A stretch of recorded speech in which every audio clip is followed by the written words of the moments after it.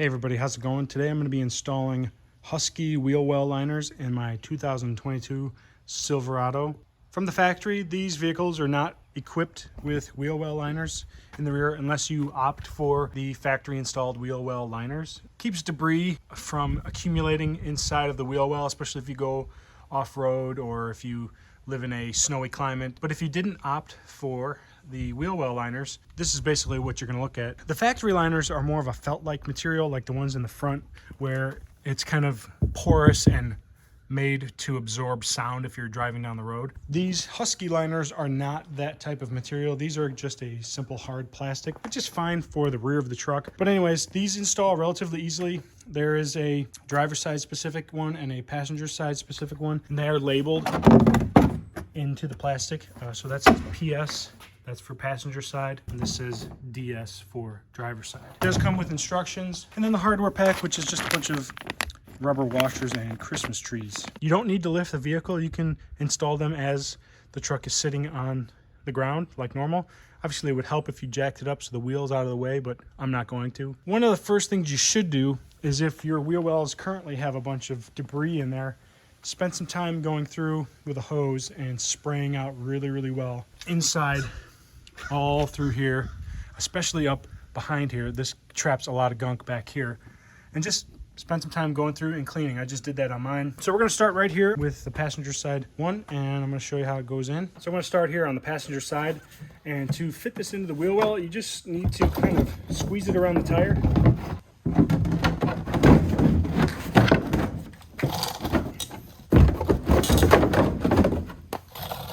Sort of like that. Once you have it in place, you start to fit it back behind the lip of the metal on the body and start lining up the factory holes that are along the bed. So on the bottom side of this wheel well liner, there's that hole, and then there's also this notch. That's going to go around the factory hardware for this factory mud flap. There's a screw here, and then there's also a screw here. So this notch is going to go around this screw here, and the hole on the liner will go around the back screw so it can protrude through. And the same thing goes at the back. There's a notch and a hole, and that's to take advantage of these factory fasteners. There's two here, there's one here, there's one here. The rest of this just gets kind of tucked in, and then it's going to utilize factory holes. There's one here, there's one here, there's one more there, and there's one there. And also, it's hard to tell, it's black on black, so there's one like right here, it's a square hole. And there's a couple more on this side as well. There's a square hole there. I think that one gets utilized as well. Just kind of get it into place and start lining up your holes, and then that's basically it. It's not rocket science. The hardest part is tucking the liner behind the factory screws on those two factory mud flaps, because the liner gets kind of tight as you start to push it up into place. But that's good, because that means it's being held in place sturdily, and then after you install the fasteners, the Christmas trees, it's not going to go anywhere. So once you have the liner in place, you can start installing the Christmas trees with the rubber washers that it comes with, and I've got one started. They're pretty tight to get on there, but you kind of got to just push it on with the hole that's right behind it lined up and just muscle it in. I used a little pair of channel locks to pull that washer down all the way to the base of the Christmas tree, and it really sort of helps so that it gets on there all the way. So I spent a few minutes putting all these down all the way to make it easier to push into the body. I'm going to do those two at the back. Just line up your hole, push it in. So there's three along the back. Got those three installed. Then there's going to be two more back here.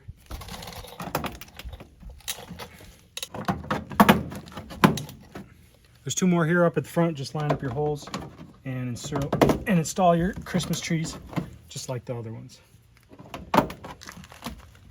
So that's what the passenger side looks like. The driver's side is going to look very similar, but I definitely like the way it looks with the added protection in there. So here we are on the driver's side. We're going to install this one, and we're going to muscle it into place just like we did the other side.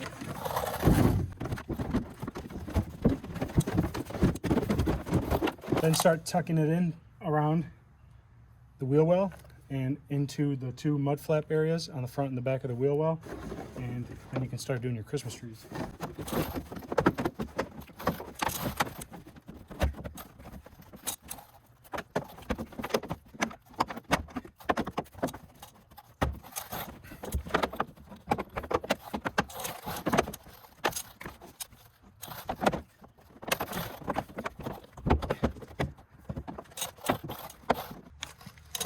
So I've got my Christmas trees prepped, and I'm going to start lining up the holes on the liner to the bed and popping them in.